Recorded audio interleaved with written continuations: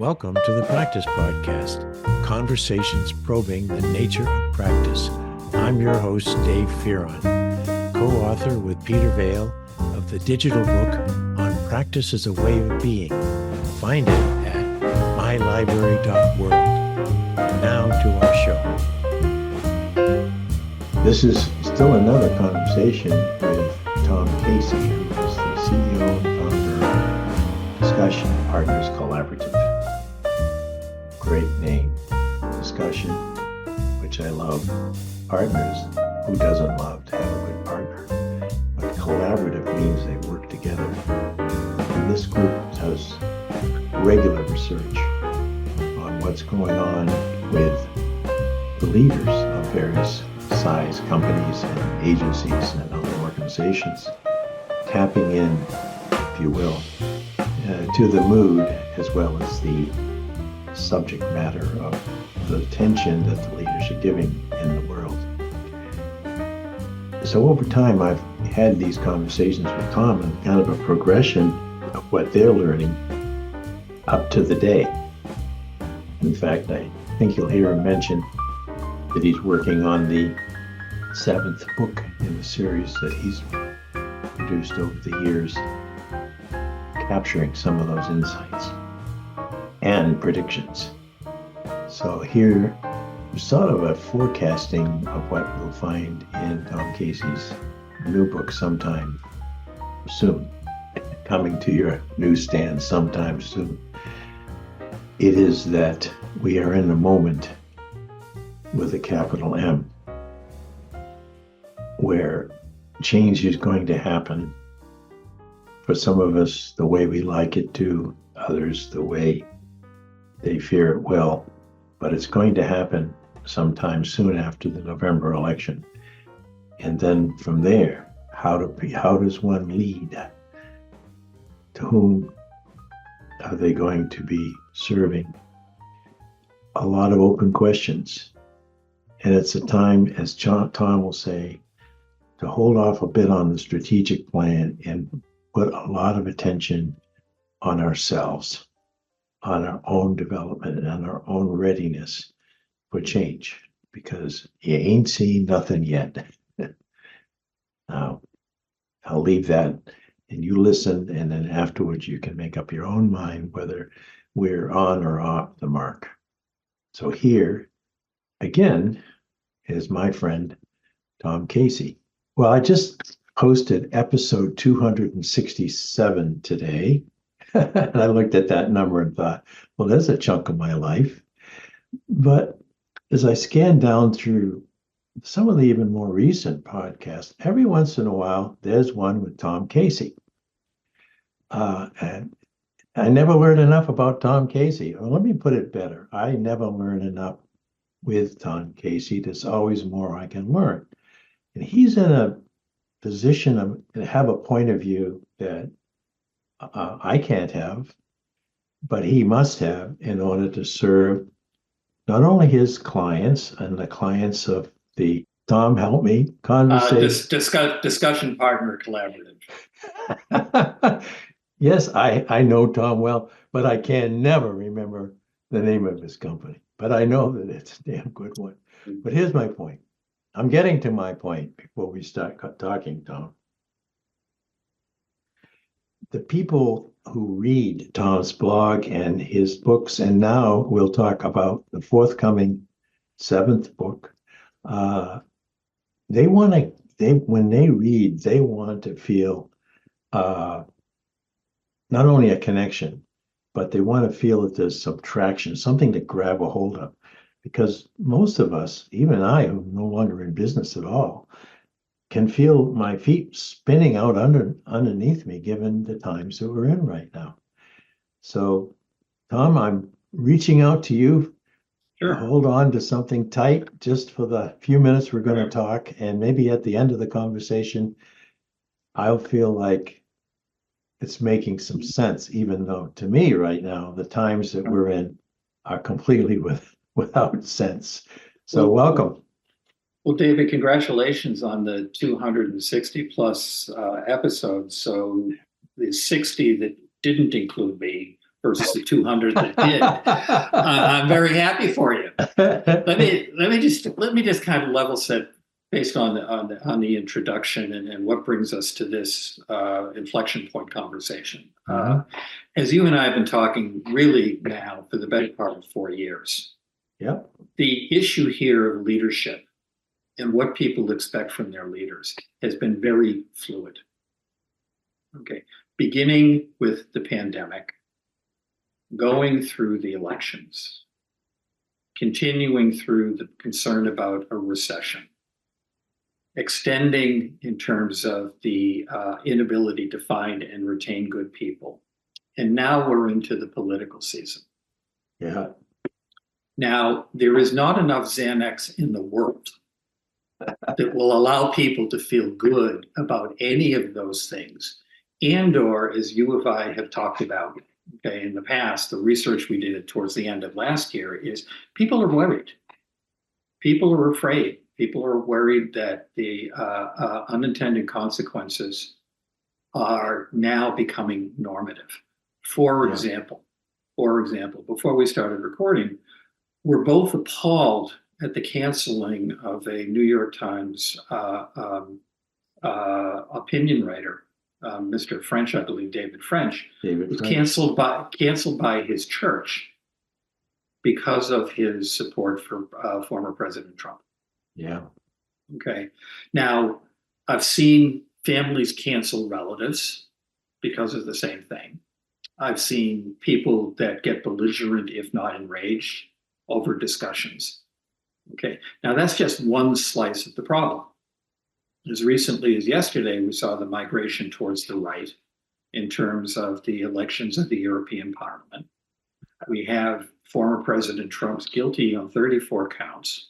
And all of a sudden, that's the fault of the president and the Justice Department. Nothing to do with him, of course. And so what you're finding is that people are just getting sick of it. And that's what brought us to this new book. I'm sick of writing books, David, as I've said to you before. Number 7, I hope, is a charm. And I actually was very reluctant to write this one, even though our research has been ongoing. And I want to get to that in a second. It's the process, as you know, of writing a book is torturous. It's actually not even the writing of the book. It's the chasing people down for testimonials, or it's the arguing you're getting with your co-authors about what's the perfect word, and this is the one that I love, it's the design of the cover. Having done that 6 times, somebody should just shoot me and call it a mercy killing. So I did not really envision a 7th one. But my self-absorption and selfishness aside, the reality, as you and I have talked about after our last book, what we were looking at, and you and I discussed, is coming out of COVID. What did people want their leaders to exhibit in addition to being a good business person? What type of behaviors did they want their leaders to exhibit? And the research that led to the last book, 2021, was empathy, transparency, and accountability. Unambiguous, powerful. And not only did they want leaders to exhibit it, they wanted to reset in terms of the development programs for leaders that started to include it. Right. Discussion partners, we began as input to our blogs going into early 2022. We decided, okay, well, we've asked them what they want the good stuff to be. What would they say is the bad stuff? And what we did is we started a process with pulse surveys, focus groups, and conversations that you and I have had, and I've had with other clients, where I've been very straightforward in terms of the collection of data, is rank order from 1 to 5. What are the most reprehensible behaviors you are observing among leaders at the moment? And we stopped back at the end of Q1 2024. Getting pretty much close to a year and a half of data at the number 1,860, because we were hearing the same 5 behaviors in order. they were hypocrisy number one with a bullet. Of the 1,800 people that we surveyed, it was almost 1,700 labeled that as number one. Next came bias. Yeah. Next came intolerance. Next came expediency. And next came aggressiveness. Now, this is 1,800 people across the spectrum, frankly, not domestic US either, who are pretty clear that these 5 things are really pissing them off, because now they're seeing him on a daily basis. Now they're seeing exhibited, obviously, the political elite, okay, political class. But when you start focusing on hypocrisy, okay, it's like when you look at the anecdotal comments, it's like having a conversation with an ex-wife and another thing and another thing. It just keeps going on and on and on with the examples. And we're coming as a world, as a globe, with the elections that have started, just kicked off this weekend. We're into the January 8th, June 8th, 9th weekend, and heading towards the elections that will take place in November. And to say that the world is looking at the United States election with an element of curiosity, if not outright fear, okay, that's a challenge. There's an article that was just published in The Atlantic talking about how people are concerned about how the election will take place, the outcome, because of the implications for NATO, because of the implications, if that's on a macro basis, on a micro basis, what's going on with Ukraine. And you just kind of net out all of these things, and then you look at the behaviors that people are exhibiting. And it's not just the political class. I mean, there's commercial leaders that are behaving like morons too. Okay. And I just talked about the congregation of a church that's canceling out somebody because they like an ex-president or don't like an ex-president. That's symptomatic of what I'm talking about. Is you're a parishioner at this church and you see that happening. How do you feel about it? Yeah. Okay. So the observing, and I have now college age grandchildren. They think, I had a conversation with one of my grandsons. I was driving him back to college, and he was complaining about the baby boomer generation, what a mess we created. I was really close to pulling over on the Mass Pike saying, "Get out." Trying not to get defensive, saying, "Dude, it's not my fault." I'm just, So yeah. what we're looking at is these 5 behaviors are now embedded into our normative thought process and how we're looking at people, how we're looking at the outcomes of the decisions we are making or about to make, and thinking. And this is the part that came flying out at us from this research. The people who are misbehaving think that's okay. Yeah. They actually think they should get a pass. That, everybody else is doing it. Why don't I? Yeah. See, that part really gets to me, being one of those old guys. But consequences, accountability, you can't, the long arm or the law, all those things that maybe it was just our movies and books back then, Tom, but we always felt that the bad guy would be stopped and the good guys would win. And that saga really sustained us for a lot of generations, including World War II, which we just, where we just honored the men and women who were there on D-Day and beyond. And it was still the good guys that, are going to get to the point where we'll save Europe, which apparently they did. But as I was watching it this time, the ceremony, listening to a very articulate, heartfelt pitch from our current president, it was running in the back of my mind, just your elements there, saying, now I hear him and it rings true. Right. But if so many people now have been snake bit by this idea that no one tells the truth anymore. And also adding on to that, his opposition continually calls him and his family the crime family. You get to that point where people can't even listen to our current leader just saying, gee, that felt really good to hear that. It was really nice to see those old gentlemen have, be recognized with the handshake and the presidential emblem he put in their hand. No, as I got halfway through it, I'm thinking, I'm feeling really bad because this should be wonderful, and I don't know why it doesn't feel that way. So maybe Tom, even I've been infected by that. Well, I think that the melees, I remember Jimmy Carter, the melee speech. Okay, nobody wanted to be reminded that they weren't feeling good. Yeah, and then they needed somebody to blame.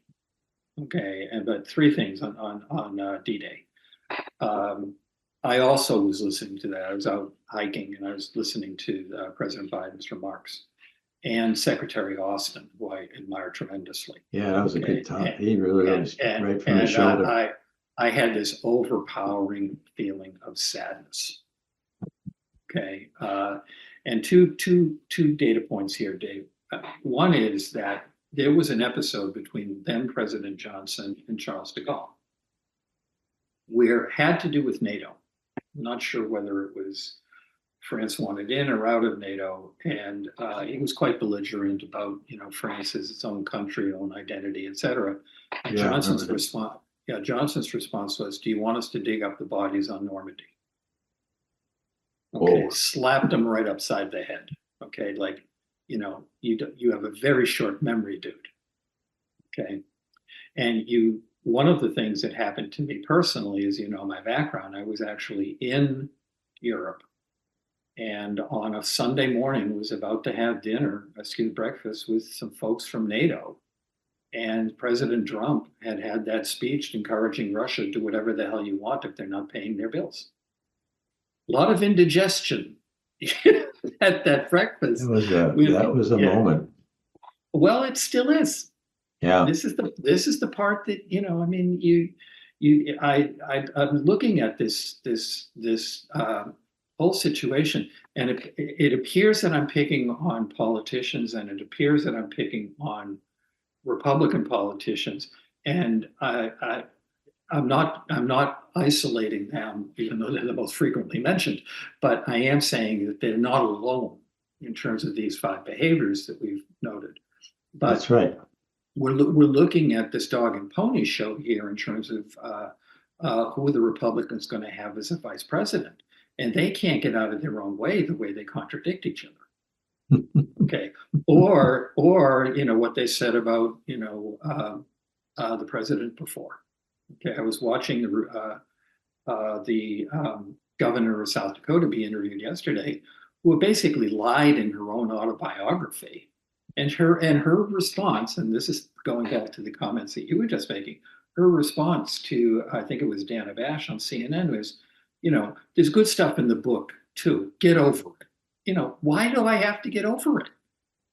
Yeah. Exactly. If I hear people laughing about at a rally where the former president is ridiculing President Biden's stutter, hasn't held him back. He is the president of the United States. Okay. And also hearing from some of my clients, there was one man who had a conservative Republican client contacted us and wanted to know if we had anything on bullying to get out there, because he is a lifelong stutterer, and he had had it. We don't have to tolerate these bad behaviors.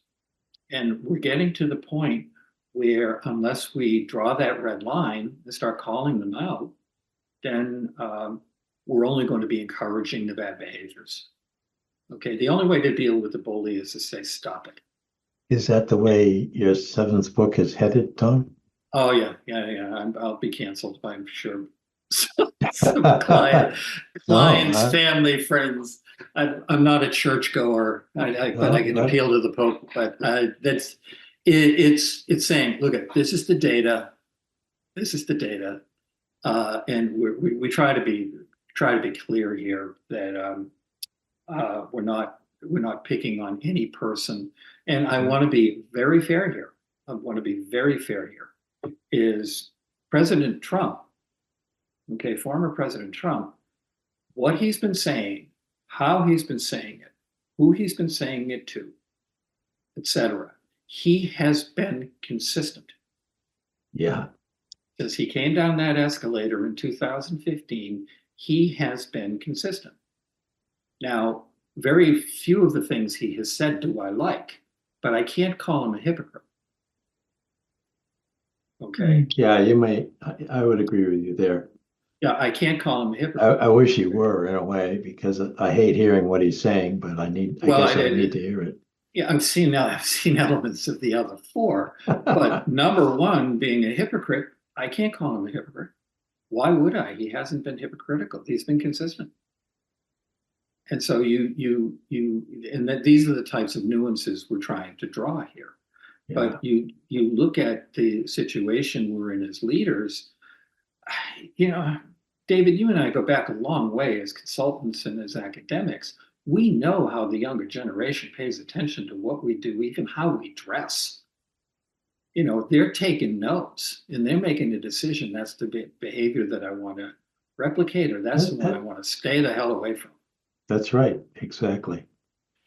Like it or not, we model the behavior that by and large keeps us succeeding through the years. And the assumption of the younger is that, hey, if I do what he does or she does, right, I should be able to move ahead and have a good life. Yeah. That broke down gradually, though, over time, and I'm not sure why. And I have to go back and read at least two of your books to figure out when that trend changed. But the thing is, right now, there's more ways that people can observe any of us because of technology than ever before. And it's kind of an interesting, because I think the last time we had our conversation, we talked about people feeling separated and lonely. Right. So that's kind of an interesting paradox, I can be seen by more people than ever, but I feel very lonely because I know why, because there's really no human contact there. It's just like, I see you and I suspect you immediately. Or I'm withholding judgment.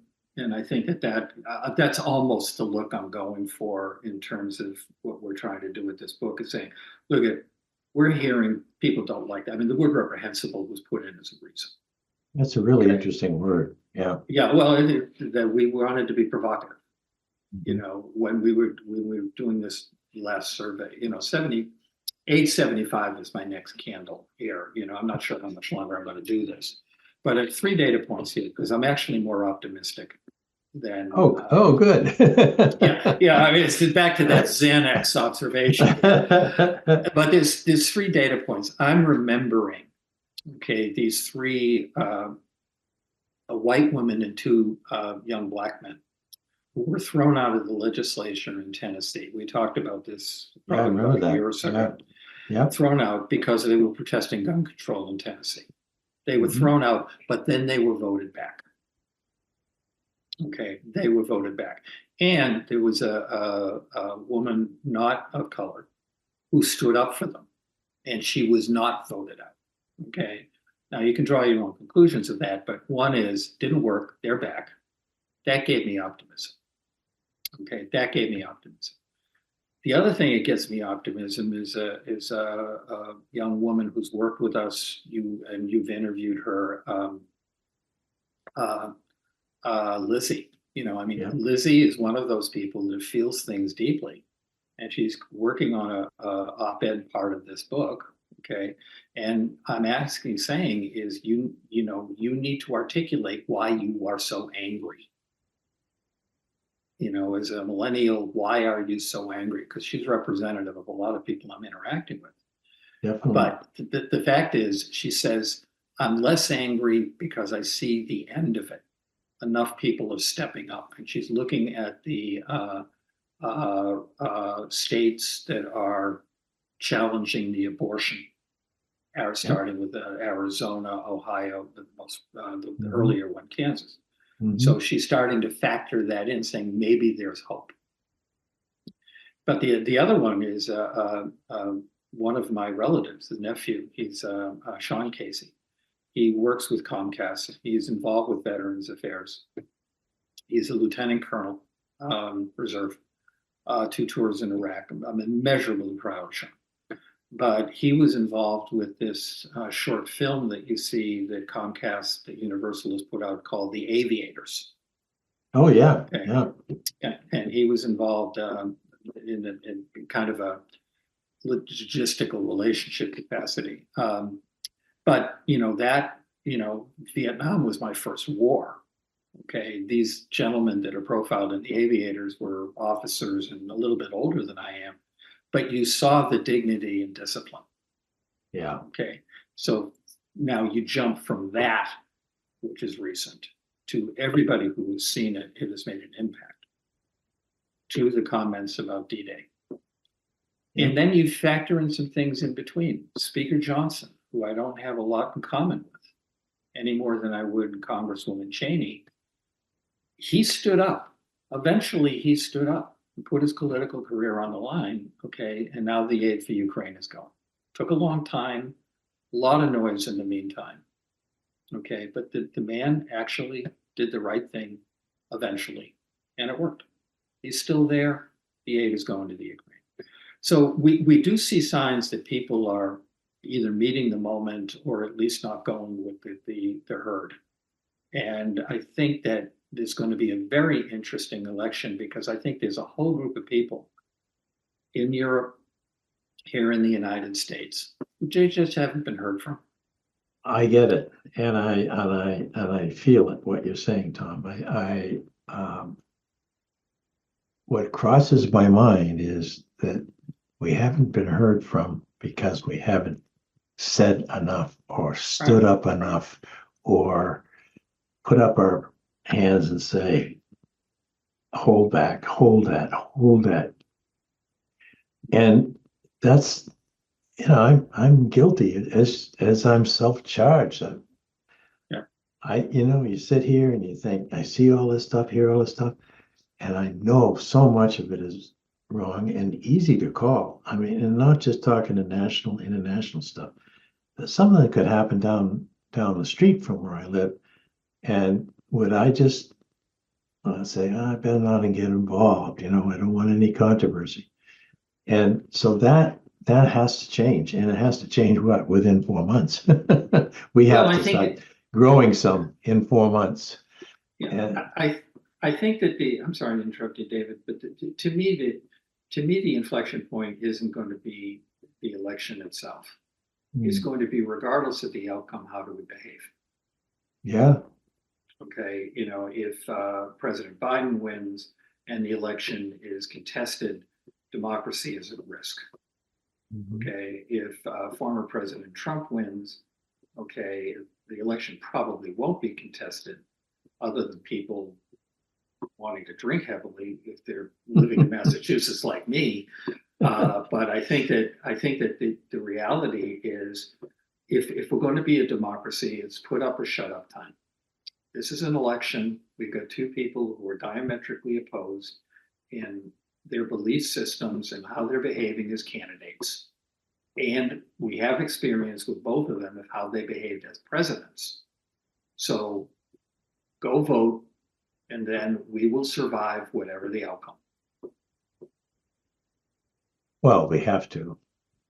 Well, we don't. The definition we have to of survive. Yeah. Well, my definition of survival may be, I actually think that there's more good people here, and well-intentioned people, and people who at the end of the day are willing to challenge the status quo on any side of the debate. Yeah. And I think that we're a few months away from it getting close, where at least for this in the United States is going to be an important time. Absolutely. And what my partners, and it's leading me to where the 1860 came from, David, because as you know, one of the blessings I have is I'm working with a whole group of people who are old like me. Okay, and we're very, as individuals, the people who carry the business card for discussion partners, we're very interested in reading about leadership, biographies, history, etc. So what happened is, while we were looking at the deterioration of how people are perceiving leaders, we began asking the question, has it ever been this bad? Okay, and I said to my partners, I said, okay, well, let's volunteer. When do you think it was that bad? Or as bad as it is now? And my partners, for the most part, surprisingly, would label themselves as moderate or to the right Republicans. Okay, which is the reason we don't talk politics at partner meetings. Nobody wants to yell at each other. But they would be more to the right, moderate to the right on either side of the blue or red spectrum.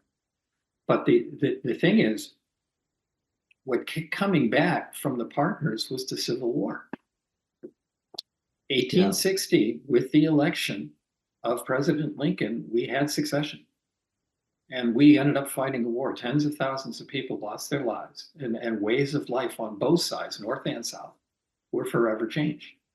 But the other thing that makes it similar in terms of the historical piece, and the reason we stopped at 1860, which is the election that Lincoln won, first one, was that it was preceded by a lot of controversy in the then Supreme Court, with the Dred Scott decision in 1857, which basically found the Missouri Compromise, the admission of slave states, free states, Missouri, Maine, unconstitutional. And then, even though it wasn't part of the Constitution of the Compromise, went so far as to say even those people of color, okay, who were free, were not citizens. Okay, they didn't have the right to vote. Okay, so there was a sweeping decision from the Supreme Court, and the people in the North took unction with it, because most of the Supreme Court justices, including the Chief Justice Taney, I believe his name was, were from the South. Yeah. Okay, so we had the Supreme Court element, something that's a factor now, but we also had people who had to raise their hand and say, which side are you on? Yeah. The head of the Confederacy, Jefferson Davis, was a U.S. senator at the time. Mm-hmm. John Breckinridge was the vice president at the time of this, before Lincoln was in. Okay, and Davis went on to be the president of the Confederacy. Breckinridge went on to be the Secretary of War for the Confederacy. But the one we tend to remember was Robert E. Lee. I was going to say, he was a West Point guy, wasn't he? He was West Point. He fought in the Mexican War, very highly thought of. And there was discussion that he would be the first, working with General Winfield Scott, okay, as the first head of the military forces for the Union. But his loyalties, which he was straightforward, as with these other two gentlemen I just mentioned, was no, I'm a states' rights person versus a national person. I belong to my state. Yeah. So, the thing is, this is where the similarities are, is we have the Supreme Court noise, we have an election, and we have people who are going to have to raise their hand and say, what side are you on? Mm-hmm. Okay, which generous interpretation of similarity, we think that this is something that the consequences of that vote that people took in 1860 was dramatic. I mean, some people would say we're still fighting the Civil War in other areas. I mean, that the Confederate flag that was being waved around in the Capitol is what comes to mind immediately. I'm looking at the person who's trying to plan a business, as we say, where's your plan for the next year or the next 5 years? People whom you advise they have to make a plan. And now this whole frontier of change that we're about to cross, versus the kind of plan I have to keep people buying my product and keep people working to make it. So in summary here, if we can pull this in, what do we say? Do we have plan A, which is, well, hold off on any planning until after the election, then we'll see. Or is it plan B, which is plan for sure, create, not as a hypocrite, but as someone who can tell the truth, what you want to say to your people and to your customers, to your investors, blah, blah, blah, play it straight. I'm already teed up to play it straight answer for you, Tom, but what would you say? What we've been saying to ourselves, and we're starting to say to clients, and we'll go out and get yelled at when we're out speaking on this, which I'm sure we will. Okay, is the three things we've been saying is planning comes second. Okay, self-examination comes first.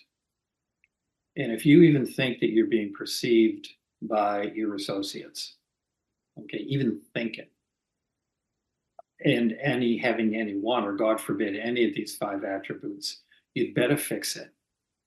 Or if you're in a senior leader's position right now, get the hell out of the way, because your company's going down. Then you start planning. You do the business planning, which you would be to do. But there's a big difference right now in terms of the planning, which is you got to start listening better. Yeah. Okay, you really got to start listening better. Okay. One of the people that I've worked with in the past is a guy named Ian Bremmer. He's on TV a lot. He has a TV show, G0. Interviewed a really terrific man, head of the Eurasia Group. And I worked with the Eurasia Group overall, and him in particular, for a better part of a decade. And one of the things that I noticed about Ian that I admired the most was his willingness to listen to everybody. Okay, he did not talk. He did not talk over. He listened even when he was being contradicted or challenged. Okay, as a result, his firm, I think, is going to be hitting their 25th year anniversary on political risk advisory. So he's emblematic of the CEO that I've worked with that I would love to see other CEOs emulate. The third issue here is don't give up regardless of bad outcomes. Yeah. Okay. Because this election will be inconclusive in terms of what the voters really feel and the non-voters really feel. Yeah. Okay. It's just too close, regardless of who wins the election. It's not that the election is irrelevant, because there's too much riding on it on both sides of this. But the reality is, and this goes back to where you and I may have a different interpretation of the word I use, survival. I think we will survive. I actually think we're going to be better for this experience. And I don't think that's cockeyed optimism. I think that's the mental toughness of the people that I know are out there, because I see them all the time. They're sick of this. They're sick of this mess. They're about ready to get off of the bench and start through their vote saying something, or supporting candidates, or writing checks. Okay. Or if they're behaving the way that we think they are, if they think that they're exhibiting any of these behaviors, fix it, shut up, or get the hell out of the way. That may have to be our last word on this particular episode, Tom. But I'm delighted with your hope-producing perspective on the toughness of people that we have yet to see, and I think we will see it. I've seen it as a teacher over the years. Some of the people I thought were going to be the least responsible for their own growth and development, somehow or another, maybe something got hit alongside the head, and the next thing you know, they're flourishing. So there is that reserve. There is that set of levers that we can pull within us if we choose to.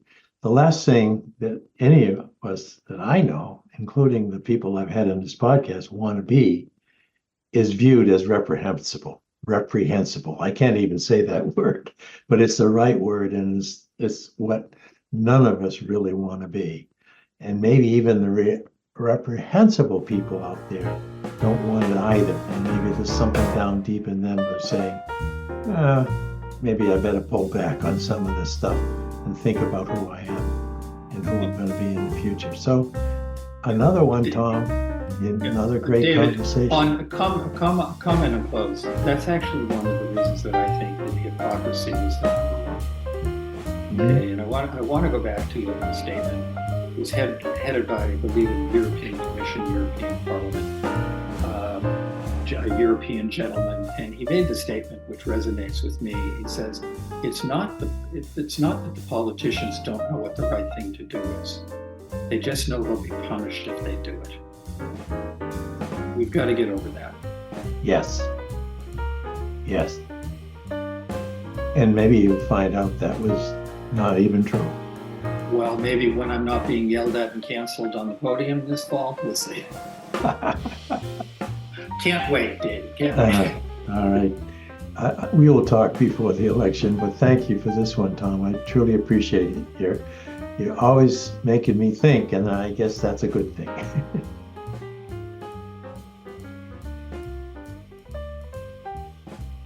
Thank you for listening to the Practice Podcast, conversations probing the nature of practice. If you'd like to hear more, go to Automatic, Spotify, Apple Podcasts, or YouTube.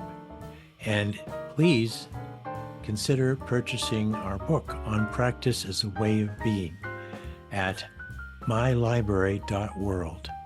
It's a digital book with lots of features that you do not see in a conventional book. So once again, thank you, and I look forward to you listening again.